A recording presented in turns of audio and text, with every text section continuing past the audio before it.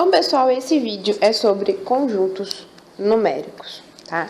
Nós vamos falar sobre alguns conjuntos e uma definição bem simples para cada um. Então, nós vamos começar com o conjunto dos números naturais. Bom, o conjunto dos números naturais é os primeiros números que nós aprendemos, que são os números que a gente costuma usar para contagem. 0, 1, 2, 3, 4, 5 e infinitamente assim. Depois, nós temos o conjunto dos números inteiros, tá? O conjunto dos números inteiros, ele é uma soma dos naturais, que é 0, 1, 2, 3 e assim por diante, com os números negativos, menos 1, menos 2, menos 3 e assim por diante. Então, na verdade, todo número natural ele é inteiro, tá? Mas nem todo número inteiro é natural, porque eu tenho os números negativos dentro do conjunto dos inteiros que não são naturais, tá?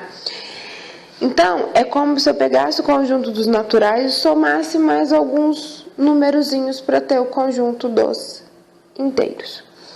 Depois disso, eu tenho o conjunto dos racionais, tá? O conjunto dos racionais, ele vou falar de uma forma bem básica, todo número que eu consigo escrever na forma fracionária. Lembrando que uma fração, A sobre B, o A e o B tem que pertencer ao conjunto dos inteiros, tá? E o B não pode ser zero, porque senão não tem uma fração, tá? Então, o que acontece? Quem que entra no conjunto dos racionais? Entra as dízimas periódicas, que é quando eu tenho um número com infinitas casas decimais, mas eu tenho algo que fica repetindo sem parar, tá? Esse algo que fica repetindo sem parar pode ser um conjunto de números bem grandes, não tem problema, tá?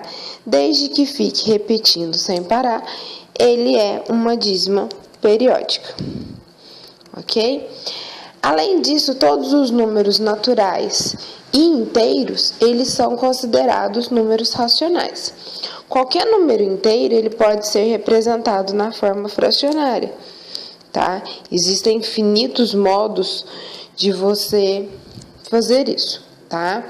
Então, racional, consigo transformar em fração, é racional.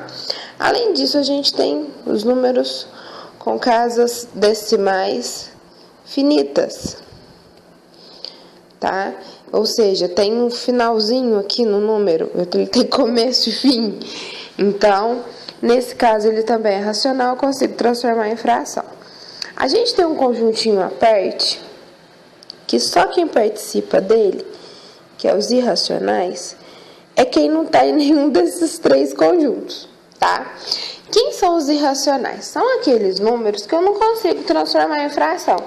Então, eu tenho π, que é 3,14, lá vai infinitas casas decimais que não são periódicas. Eu tenho as raízes que eu não consigo extrair como forma de números inteiros ou fração, tipo raiz de 2, raiz de 3.